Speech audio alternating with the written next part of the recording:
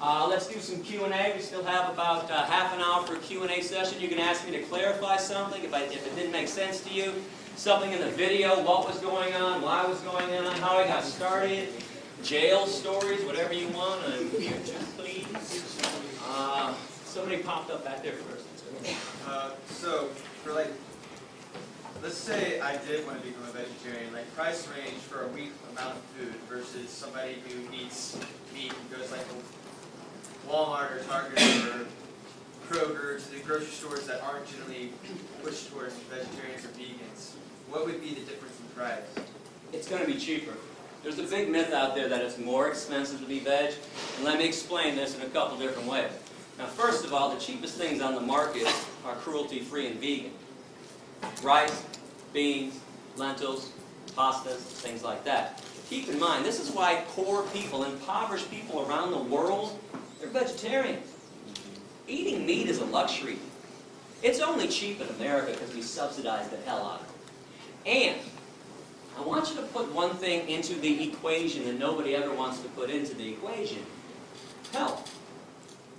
Pharmaceuticals, hospital visits, doctor visits, all these pills, all the vitamins, healthcare. That stuff was not created for vegans. Those are meat-eating creations. I'm about to turn 40 in August. I have no healthcare. I take no vitamins. I see no doctor. I don't need to. I eat properly and I exercise. So if you put health into the equation, meat eating is the most expensive diet out there for sure. Also keep in mind, if you do buy processed foods, vegan or non-vegan, you always pay a little extra. If you pay Turtle Island Foods to make you a tofurkey, if you pay Lean Cuisine to make you some kind of meat dish, it's a little more pricier because somebody did it for you. So you can also, if you're really good in the kitchen, make this stuff on your own. I got a recipe section online. I also have a restaurant section and a grocery section too. So you can always look up that stuff. You can contact me, ask me, how do I make this favorite recipe of yours? I will track it down. My girlfriend too is a wonderful chef as well. So keep all those things into the equation. Let me say one more too. If you eat out, whether you eat meat or you're vegan, it's always a little more pricier too. So don't blame it on, I went to this vegan restaurant and it was pricey. Outback Steakhouse isn't so cheap either. And Longhorn Steakhouse and all these other places too. And if you eat out at restaurants, places like Subway, their veggie sub, when they're not doing their $5 special, the veggie sub is always the cheapest thing on their menu, on Italian bread, and it's vegan. If you go to Taco Bell, get a bean burrito without the cheese, you want to talk about dirt cheap, 99 cents. And I bring this up because students try to do this with me all the time. Gary, I understand what you're saying, but I'm broke. I'm a college student, only got $1, got to go to McDonald's. Well, you can do the same nasty shit at Taco Bell too, okay? And I say nasty shit because if you're eating McDonald's, don't tell me you're eating for taste. Yes, sir? So how do you get the same meat taste for a vegan meal without using meat? Yeah, if you use the right combinations of vegetables and spices, you'd be amazed what you can mimic. For instance, there's a lot of mock fish that's out there. I was talked about the shrimp from that company. If you go to a website called Veggie World, V-E-G-I-E, 1G, veggieworld.com, they got fake lobster, they got cod, they got salmon, any fish product you're looking for, they use seaweed.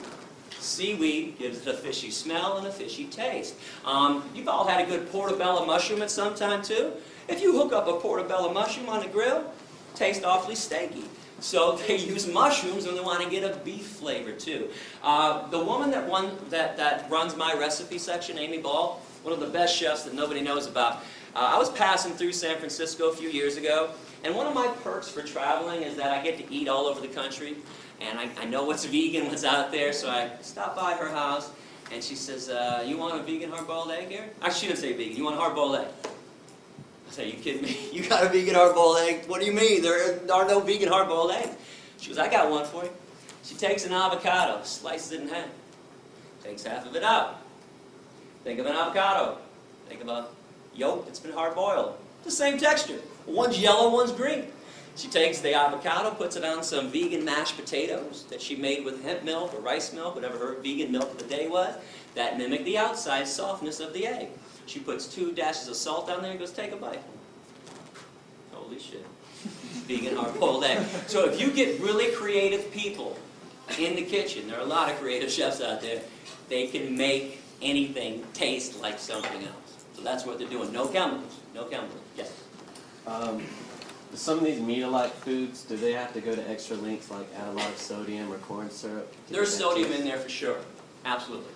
And, you know, salt is something that gives things a lot of taste, so you might have to look out if you want to watch your sodium. But I don't want people to be concerned about sodium before you're concerned about animal protein, cholesterol, saturated fat, all the other things. It's kind of pointless. It's kind of like somebody smoking a cigarette in my face and going, hey, Gary, you should really smoke that weed. I'm like, what are you talking about? If you're doing something unhealthy, what's the point of trying to keep away something else that might be unhealthy for you? Yeah. From what I understand, the basic concept of veganism is not to exploit or harm living beings, right? Everything from, say, cows to even yeast. But what about, say, if you have to deal with parasites, bacterial infections, diseases from that? How do you go about treating yourself? Yeah, self-defense is an acceptable form of protecting yourself. That's understandable, but say as a doctor in your profession, you have to go in there and you have to kill living beings. Kill what, bacteria? Yeah. So are you founder of People for the Ethical Treatment of Bacteria? The only thing that bothers me when this is brought up is that you want to equate cows in the same level as parasites Oh and no, bacteria. I'm equating bacteria and yeast together. Okay, but do bacteria harm you most of the time? When they do, they're harmful. You have a right to defend yourself and kill something that's harming you. Now let me explain this in a different way. If you and I were walking through the woods and a bear attacked you and jumped on you, do you really think I'd be like, huh, too bad, I'm vegan, man? Okay, I would beat the shit, or try to beat the shit out of you and get them off you. It's a self-defense. You were attacked. But if some human jumped on you for no reason, I'd also protect you too. If bacteria are killing you and destroying your body, you have a right to destroy the bacteria that's trying to destroy you. Keep in mind, cows do not attack us. Chickens have never attacked a human being in history.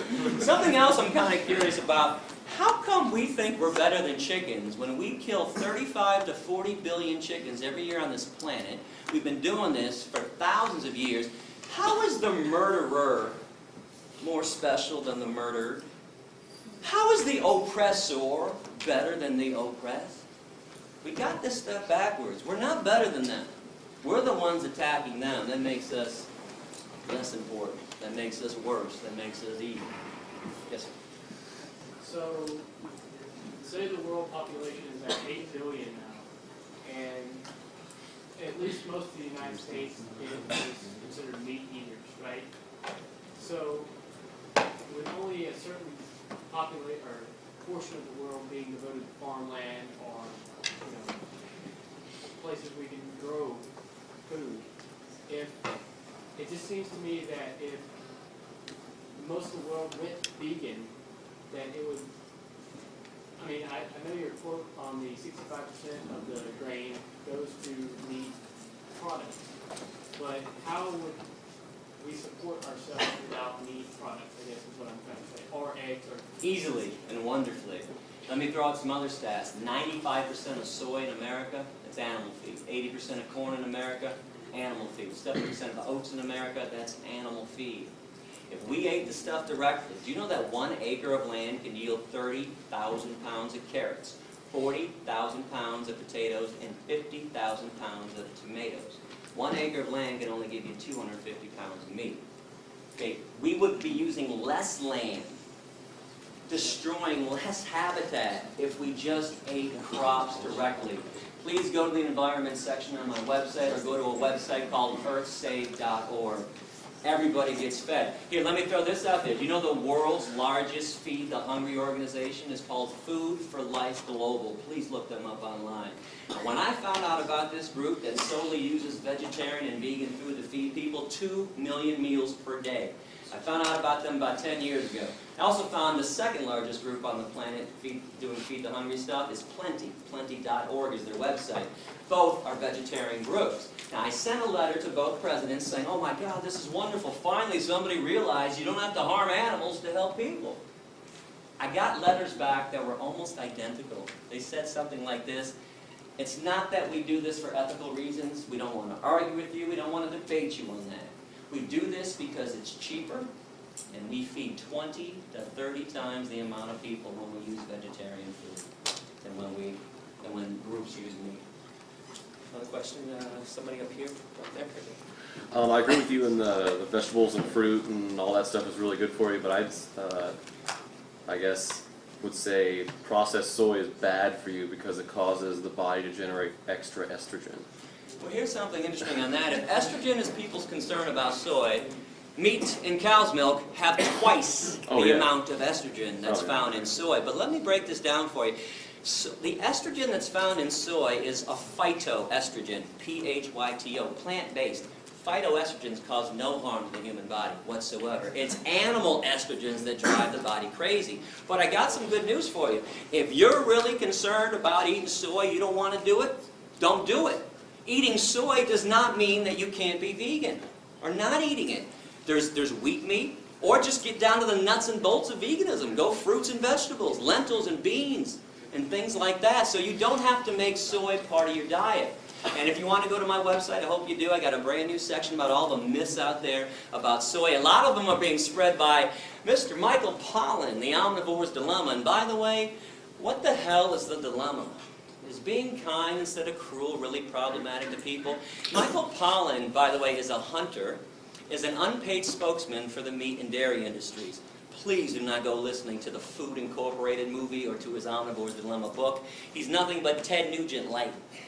I was just wondering if you only bought products made in the U.S. because you're advocating like cruelty-free, but then what about like cruelty to other people in sweatshops? Do you only buy American? Oh yeah, nowadays you can look at the tag, and it's from Hemptown. I buy my stuff from vegan companies that pay a fair wage, and yeah, I don't do the Target stuff anymore, the Kohl's or anything like that.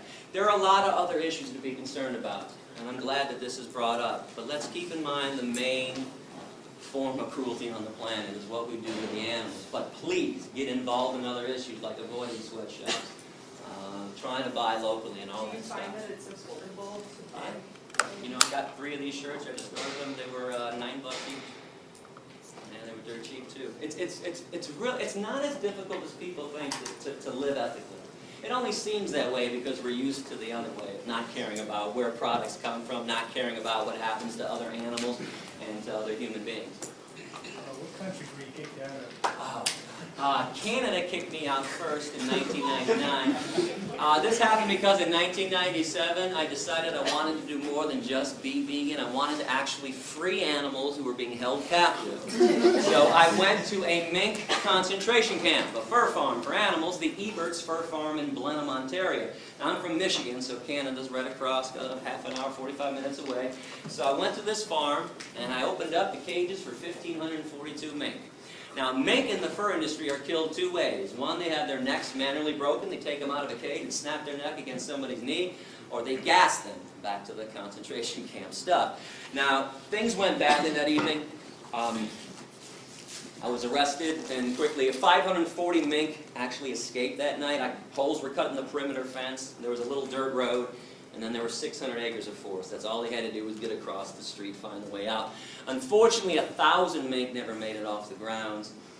For that, they were doomed. All I can give them or anyone else would be a chance to be free. I mean, let's face it, if you were all being held in captivity, you were going to have your neck snapped, your skin ripped off your body so somebody else could make a pair of slippers.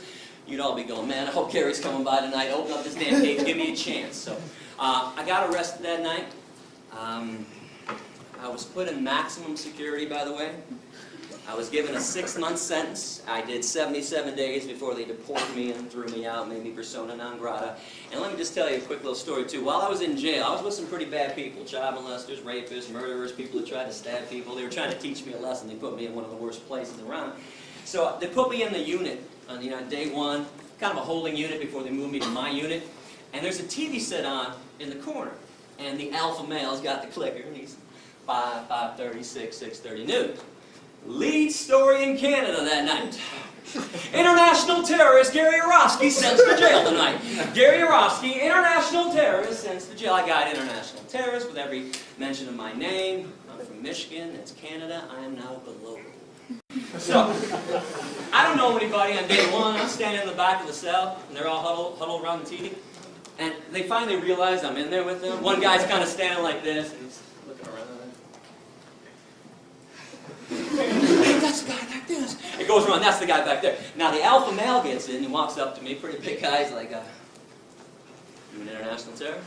I said, yeah. So that's fine, man, you don't look like an international terrorist. I said, maybe it's because I'm the exact opposite of one. Here's what I did. I freed some mink. They're going to have their necks broken. Now, the first thing he said to me, I preached a lot in jail. First thing everybody said to me was, what the hell's a mink? It's like a big ferret. It's in a rodent family. And the next thing that was always said to me, this is not verbatim, but the intonation is verbatim. It went something like this.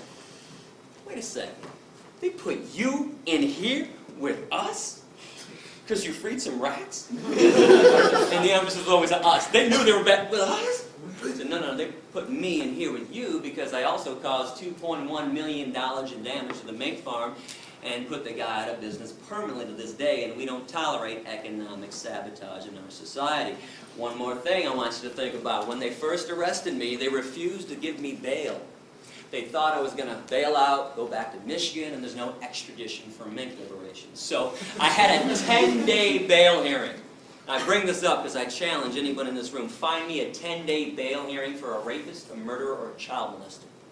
Won't do it, but the mink liberator gets 10 days. Now, on day 10, my attorney, Steve Rogan, found out that the same exact judge, Elaine Babcock, that had been denying me bail for 10 days, had just given a man from Michigan, 3 weeks earlier, $1,000 bail, second-degree criminal sexual conduct. Now, you know how judges can give when they don't want to hear something in their courtroom. Boy, she goes flush red, top of her voice. She goes, Steve, don't you dare bring that up in my courtroom. That's got nothing to do with this case, and you damn well know it. Now, I'm sitting over in the defendant's box. I can't talk to my attorney now. He's pacing, but in my head I'm going, don't back down, don't back down, don't back down. So he's pacing and pacing. I'm like, come on, Steve. And 30 seconds later, he turns and he says, you know what, Your Honor? It's got everything to do with this case. My client tried to stop cruelty. And he wants to go to jail at this point and make a statement on behalf of the animals. You gave that guy from Michigan bail for sexually assaulting a woman, and you won't give my client bail? She looks at me for the first time in 10 days. And I was like, $10,000 bail. Now, agree or disagree with law breaking, and I hope you understand everybody that we all collectively admire. Dr. King, Gandhi, Rosa Parks, Henry David Thoreau, Jesus, we're all radical lawbreakers. Every single person on this planet that ever made substantive change was a radical lawbreaker. Even if for some reason you don't think that I should be breaking laws or that people should break laws, you can't tell me it should cost $1,000 to sexually assault a woman for bail and $10,000 to free some rats. Bottom line on this, sexually assaulting a woman doesn't affect the economy. And we just don't care about things that don't affect the root of all evil, money. Question? A, what got you started, and B, what's the tattoo? Tattoo is me with a mask on holding a bunny rabbit, and it says Presto et Persto, which is Latin for I stand in front and I stand firm, and it says ALF, Animal Liberation Front, which is a group that goes around, there's no membership, but anybody that goes around and liberates an animal or destroys a place of torture is considered an ALF member. What got me started was my stepdad is a clown in the Shrine Circus. Takes me backstage when I'm 23, and mind you, I got my blinders on too. I could care less about animals besides the dogs that are, in my life, or if a chipmunk runs by me, I'm like, hey, look at a chipmunk. Right? But I'm like everybody else. I'm eating dead animals. I could care less about cows and pigs and what they're going through. And he invites me backstage and says, you want to come see the elephants? I'm like, hell yeah, I want to see the elephants. Are you kidding me? Can I bring Wendy with me too? My girlfriend at the time. I said, yeah, bring Wendy down. So Wendy and I go backstage. We're excited. We're like playfully pushing each other like, I'm first. We get back there and we just stop dead in our tracks. When you see cruelty in front of your face, you don't need somebody to explain it to you. I knew what I was seeing was evil. 3 elephants were lined up in chains, front left foot, back right foot, each of them, chained up to the cement floor of the warehouse of the Michigan State Fairground. I looked to the left, I saw a monkey screaming and grabbing the bars of his prison. I saw 2 tigers to the right of me pacing pathetically. And I turned to Wendy, pardon my language, but I'll tell you exactly what I said. I said, what the fuck is an elephant doing on 8 Mile and Woodward Avenue in Detroit in the first place? She said, I don't know. And we walked up face to face with these elephants.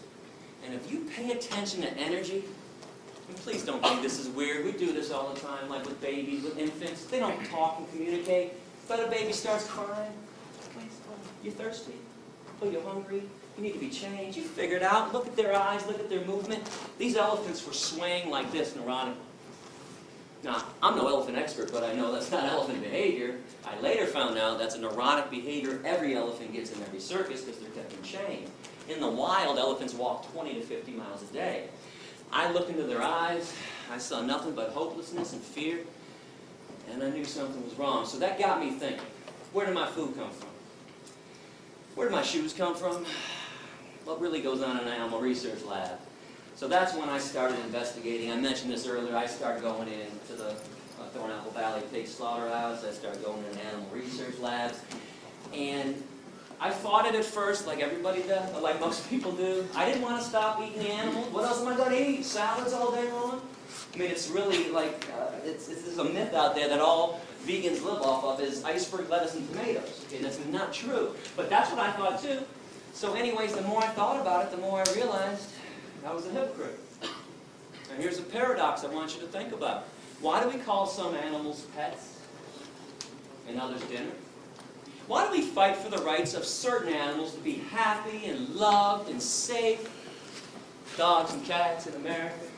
But others, hey, slice their beaks off. Those damn hens, slice them off, fully conscious. Those pigs, those piglets, rip their testicles out. Screw them. There's a major hypocrisy going on. You can see the choice that I made. All I can ask you to do is put your head on your pillow every night knowing that you are not responsible for premeditated acts of cruelty. Again, the world is tough enough for us, and especially for the animals. Do we have to make it worse by eating them? There is no need in this day and age to be consuming any animal product whatsoever. It's time to let it go. So I noticed when I came in here that you were not a member of PETA. Why was that? Full disclosure, 2002 to 2005 in November, PETA funded my tour. I was never a PETA employee. I took money from them as a sponsor, independent contractor. I take money from anybody to do good things with it. I don't think it's wrong to take evil money and do good things with it. Now, PETA pulled their funding from me in November '05 because they told me that education isn't important. Really? It's the only thing that ever made the world a better place, was teaching somebody else about why they shouldn't discriminate and harm somebody else. But bottom line with PETA, the corporation that is PETA, with their corporate headquarters in Norfolk, Virginia, I'm a money taker and not a money maker. I told you during the speech, and I meant it, I have never once charged a school for a lecture. I've never once charged a professor to pay me to come to their classes. I've never once passed around a collection plate to students. I do not believe you should have to pay to learn about the truth. Now, PETA, it cost me about $64 grand a year to do this tour. 35 to 40 is to travel, hotels, rental cars, food, gas. It's not cheap to live on the road 7.5 months a year. I take the rest so I can just live and pay my own bills, which is meager. It's a meager salary that I get for doing this. But in the end, the accountants came into PETA's headquarters, Ingrid Newkirk's offices. She's the founder and president of PETA, and said, you know, we've given Gary 64 grand for 3 years. That's $192,000. We also gave him $20,000 to put his speeches on DVD that he gave out for free to the students when he was supposed to charge them $10. When I first got these DVDs, people would always come up and say, hey, Gary, I want to share this with my boyfriend, my girlfriend, my dad, my sister, whatever. And I'd be like, oh, great, I got some DVDs. They're $10. And nearly every student would say, I'm broke. I'm a student. What do you mean $10? I'm like, oh, okay, here you go. So I gave out at least 95%, if not more, of my DVDs. Well, PETA found out about that. They were pissed off, and I used to say, you guys make $25 million a year. You can't give out a couple thousand DVDs to people that are actually now begging to learn more about animal rights and veganism. So that, obviously ended our relationship when they pulled their funding from me. But something else, I always condemned PETA when I first started, while I took their money, and now that I don't take their money, I still condemn them. They exploit women. Their tactics are so ridiculous. They're always looking for a naked woman. Like Pam Anderson. They want to put Pam Anderson's boobs on billboards all the time. Now listen, I dig that Pam Anderson cares about animals, honestly. But her boobs don't make anybody go vegan. Now when I used to bring this up with Ingrid, she used to say, do you know how many people see those billboards than see your speech? I'm like, oh, it's not even close. Millions more. Are you telling me guys are walking through Times Square, New York City, there's Pam on a billboard, and they're going, holy shit, look at those tits. Let's get some tofu. There's no connection. No, listen, I understand why sex is used, why women are exploited to sell products. I don't like it. But if you tell guys, spray this on, and 12 women are going to tackle you in the hallway and have sex with you, boy, guys, or I'll give me some Axe, spray it all over me. You tell a guy, you're going to get laid if you buy a Harley. Boy, guys want to go get a Harley. But you show Pam Anderson's boobs, nothing. In, out. Doesn't do anything. And there's a lot more horrible things going on in PETA. I actually have an essay on my website. If you click on other animal rights issues, I have an essay entitled What's Wrong with PETA and What's Wrong with the Humane Society of the U.S., which is nothing but an animal welfare group that doesn't want to see the free animals at all. You mentioned the pet thing earlier. How do you feel about if you have pets that are carnivores and feeding them meat? Bad idea. Now, let me preface this. I do not challenge anybody's love for their dog or cat. If you're a sane person, sane people who have dogs and cats treat them like family members, unlike Michael Vick. But you brought up a major problem with them. Now, number one is they're carnivores. Now, this means we have to enslave and kill more cows, pigs, chickens, turkeys, and fish to feed the dogs and cats that we like more than the cows and the pigs. Now, hear me on this. I don't care what carnivores do on their own in the wild. Couldn't care. I got the Planet Life series, Planet Earth series. I watched the National Geographic. I can watch a lion tear a zebra to pieces. It doesn't bother me. But we have no business killing on their behalf. And I'll explain this in a simple way. Who's got a cat? Somebody's got to have a cat in front of somebody? Did you ever go outside and kill birds for your cat? No, it brings them back. Thank you. Cat does it on his own. Nobody kills a bird for their cat, but you pay people at the slaughterhouse to kill birds for science diet, ions, and all the other pet food. Just like we pay people to kill chickens and pigs for us, because most people can't shove a knife into somebody else's throat. So, bad idea to have carnivorous pets. Now, good news, in this day and age, there's vegan dog food and cat food. Now, this being said, I am not here to turn your dogs and cats into vegan. I did not get kicked out of 5 countries. By the way, the other 4 countries somebody had were England, Northern Ireland, Wales, and Scotland. Even though I never set foot on their land ever, they preemptively threw me out because they didn't like my essays. But I did not get arrested 13 times to turn your dogs and cats into vegans. But if you knew what was in dog food and cat food, let me mention the other problem with having dogs and cats. We overbreed them.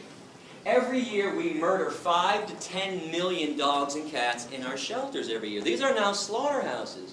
So there needs to be a moratorium too until every cage is empty. But those 5 to 10 million dogs and cats in shelters that we kill every year, raise your hand if you think they end up in a landfill. Wrong. Once a week, the rendering truck comes around, picks them all up and grinds them up and sells them to Science Diet, Alpo, and Iams, and all the pet food companies. So we're making our dogs and cats cannibals, and they don't even eat real meat that they would normally eat. I never talked about chemicals in all the animals that people eat. This is for you too. This is just a whole nother issue on the side that I'm more focused about ethics and stuff. Okay, but they eat chemically laced meat. They eat what's left on the slaughterhouse floor, things that we don't eat. Every time there's a meat recall or a spinach recall for E. coli, you don't think that stuff ends up in landfills, do you? Science Diet, and Alpo, and Iams. So this is why the vegan food is better for them. Now I want to show you something real quick. Actually, I knew this was going to happen this summer. I have never shown this before, but my dog Rex passed away in 2004. He was 15 years old. And Rex was a vegan for the last 9 years of his life. Nature's Recipe vegan dog food formula. Don't tell me Rex doesn't look wonderful, because he does. Because when I traveled with him, and he came with me a lot on the road, I took him to vets when I had to. Every vet freaked out and said, "Oh my God, you can't make your dog a vegan, Gary, because you're a vegan, he's a carnivore." I'm like, "Go ahead, do some blood work on him." They'd all do blood work, call me 3 or 4 days later, say, "Mr. Urofsky, all the vets from the back room right now, we are astonished. Your dog is in the most amazing health we've ever seen." I said, "Yeah, that's because my dog doesn't eat garbage." And when I say the garbage too, when I was at Thornapple Valley for 6 weeks, every day I saw a truck pull into the lot. The side of the truck said, "Meat not fit for human consumption." I watched the truck go into the alleyway every day, took 3 garbage bins and dumped them out. The garbage bins. Right off to the pet food companies. Wasn't hard to track that now. So this is why that vegan stuff is better. Now the vegan cat food, by the way, is not on the market. You've got to go online. I think vegancats.com or evolution.com. But vegan dog food is at every pet food store that I've seen. It's called Nature's Recipe. Question? Oh, I'm sorry. Actually, we're out of time. You know what? Thank you very much for listening. I appreciate it.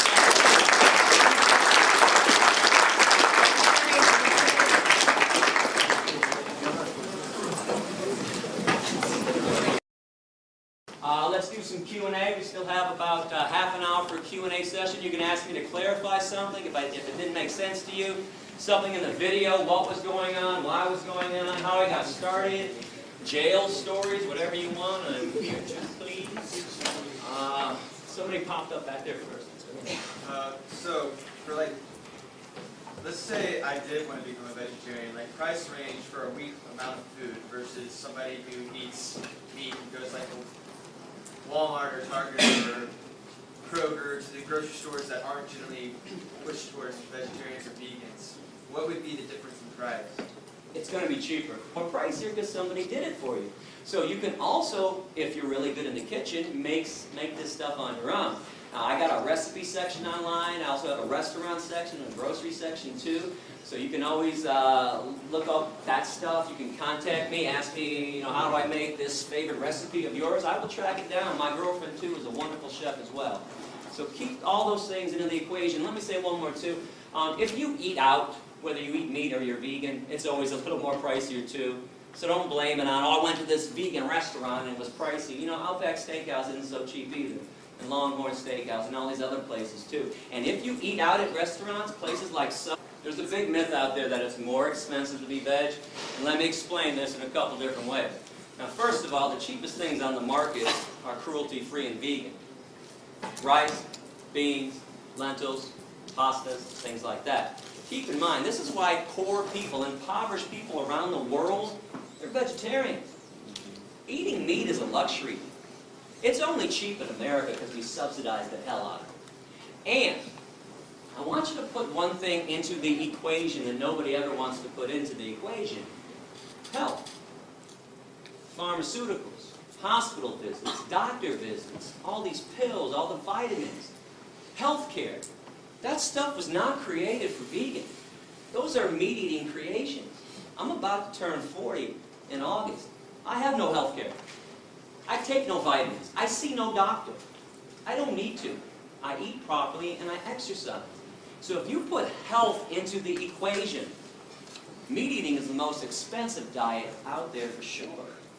Also keep in mind, if you do buy processed foods, vegan or non-vegan, you always pay a little extra. If you pay Turtle Island Foods to make you a tofurkey, if you pay Lean Cuisine to make you some kind of meat dish, it's a little more weight. Their veggie sub, when they're not doing their $5 special, the veggie sub is always the cheapest thing on their menu on Italian bread and it's vegan.